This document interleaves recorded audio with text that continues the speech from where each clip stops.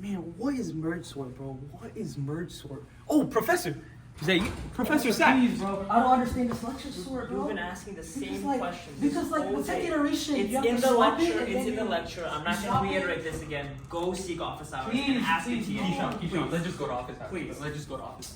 I've been here for 4 That- hours, man. Man, I need a TA. Yeah, I need help real quick. So I just don't This is understand how just it so works. hard, bro. I don't know how this Yeah, I think we should happens, join bro. the I don't queue know. on the CSSL website. Yeah, let's and just see do that. like Let's if try TA that can out. help us. Yeah. Okay, let me just visit the UNC CSXL website, Team E7's website. Okay, I need some help from a TA for my quick sort. Oh, wait, there's a new AI assistant feature? When did they add this? Okay, let me just ask. What is...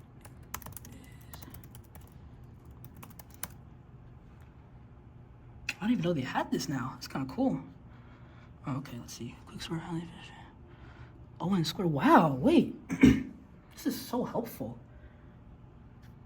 Oh, this is amazing. What? Okay, let me ask.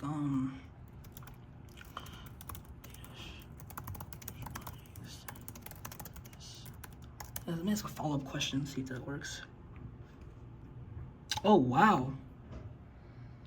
Oh my god, this is amazing. This was so efficient, and I didn't even have to ask a TA for help or anything. I just go on here, use this widget. Oh, this is amazing. I think I understand everything so much better now and so much faster than if I had to wait in the queue for a TA. Now I'm good to go. Wait, yo! How'd you do that? How'd you do that? You done? What? Yeah, I'm done, bro. You don't know about this feature? Oh, wait, let me try that out. Yeah, try that, bro. Let me know how it goes, though. Man, what did Keyshawn just do? CSXL Team 7? Okay, let me go on that. Let me see what happens here. My courses, competent, get help. All right, well, what is merge sort? How does it work? Send that over, let's see. Seemed to help Keyshawn pretty quick. Let's see if it helps me. Merge sort is a sorting algorithm that follows. Okay, well, then what's the time complexity? Let's see. Time complexity of merge sort is O and log n. I still need some help.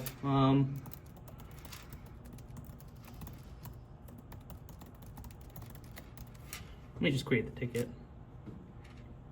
Oh, what is this? View AI help. Oh.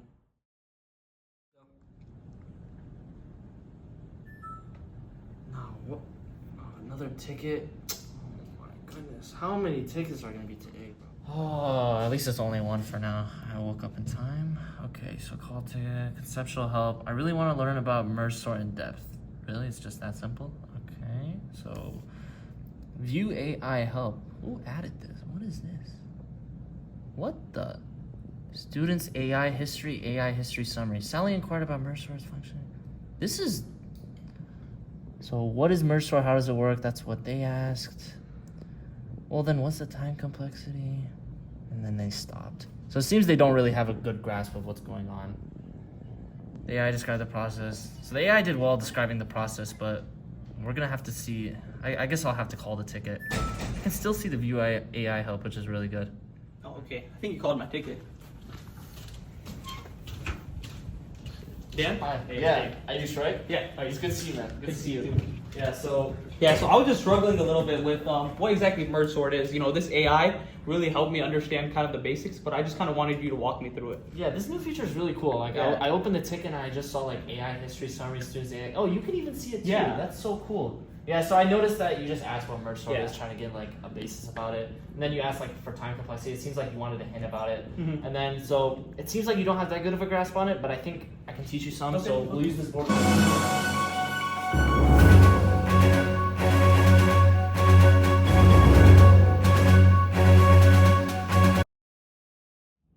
Challenges. I think when it comes to challenges, like right off the top, like our team, we really like we're not that good at front end, especially like in the Angular framework. You know, most of us had experience just like using standard HTML and vanilla JavaScript, or even just React.